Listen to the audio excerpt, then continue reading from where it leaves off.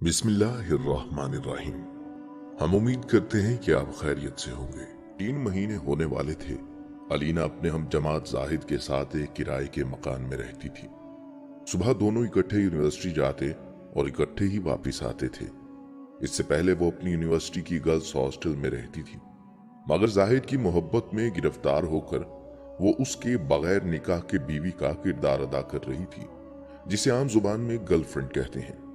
अलीना के वालिदैन ने कभी सोचा भी ना होगा कि जिस बेटी पर वो भरोसा कर रहे हैं वो उन्हीं की कमर में एक ऐसे लड़के के लिए खंजर घोंप रही है जिससे मिले 6 महीने भी नहीं हुए थे।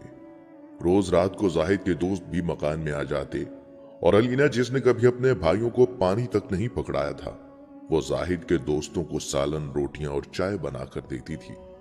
अलीना की कुछ हमजमात लड़कियों ने उसे समझाया भी था कि इस तरह माँ बाप के भरोसे को ना तोड़ो और अपनी इज्जत खराब न करो, मगर अलीना उन्हें ये कहकर खामोश कर देती कि मेरी जिंदगी है, तुम्हें क्या, मैं जो भी करूं।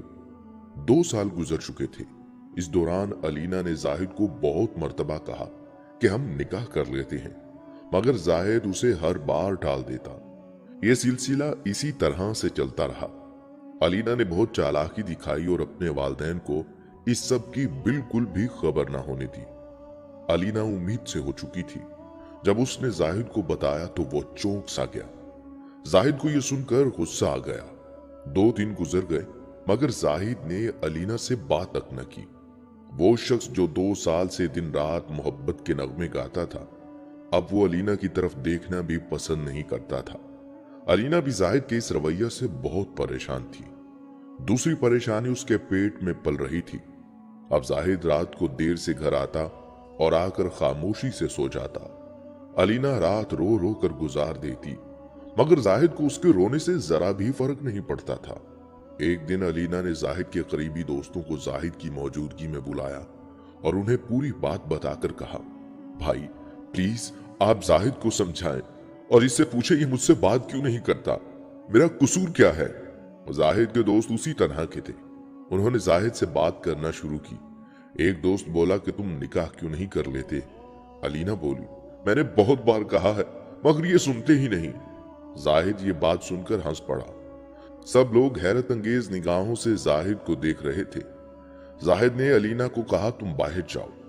अलीना ने कहा, क्यों, मेरे सामने कहो जो कहना है।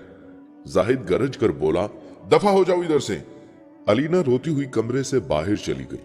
उसे जाहिद के रवैये का इतना सदमा पहुंचा कि वो कमरे से बाहर जाते ही बेहोश होकर जमीन पर गिर पड़ी।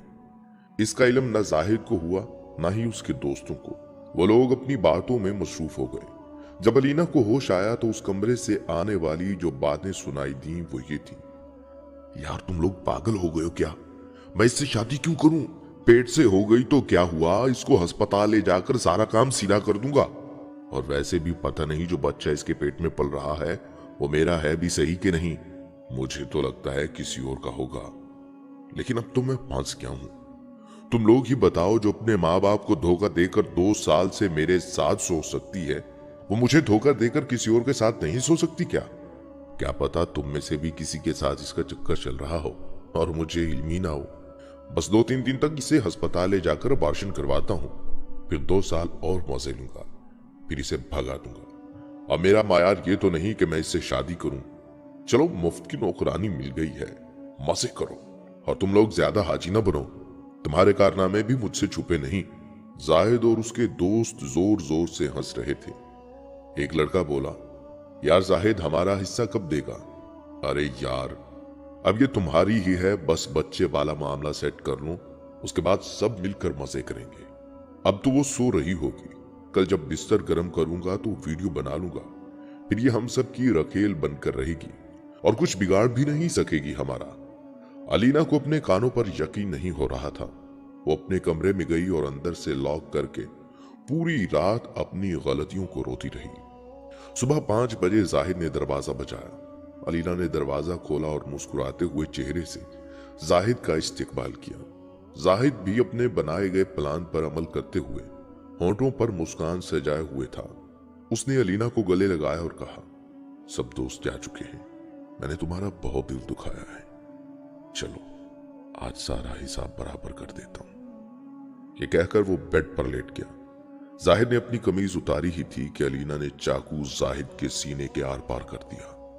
जाहिद चंद मिनटों में ही तड़प कर मर गया। अलीना की हालत गैर हो चुकी थी।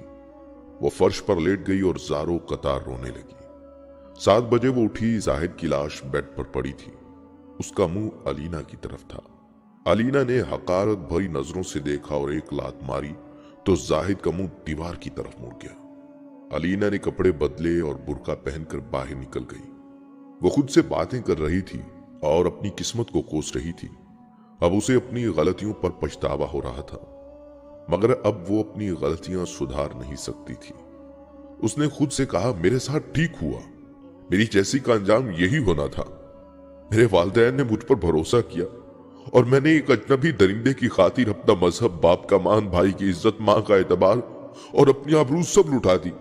मेरा यही अंजाम होना था। नहीं नहीं, बल्कि ये बहुत कम है। ये सोचते हुए वो मेन रोड पर चलने वाली तेज रफ्तार ट्रक के सामने कूद पड़ी और अपनी जान गंवा दी। खातिनों हजरात, आजकल यूनिवर्सिटियों की कमी और मेरिट की वजह से बच्चियों को दूसरे शहरों में तालीम हासिल करने जाना पड़ता है और घर वालों से दूर हॉस्टल में दिन गुजारने पड़ते हैं। इस तरह वो घरेलू पाबंदियों से आजाद हो जाती हैं। उन पर नजर रखने वाला कोई नहीं होता। ऐसे में कुछ लड़कियां तो अपनी हिफाजत कर लेती हैं और कुछ नहीं कर पाती। यूनिवर्सिटी का माहौल, आजाद ख्याली, को एजुकेशन लड़कियों की सोच बदल देते हैं। हम जमात लड़के लड़कियों के ग्रुप बन जाते हैं और वो लोग क्लास टाइम में पार्क, कैंटीन या फिर सुनसान जगहों पर पाए जाते हैं। लड़कों की तो और बात होती है ना हमारे माशरे में। लड़के की गलती को देखा जाता है, ना उसकी इज्जत पर कोई उंगली उठाता है। सब बुरा लड़कियों का ही होता है। इसलिए आपके वालिदैन ने आप पर एतमाद किया है तो उनके एतमाद को ना तोड़ें।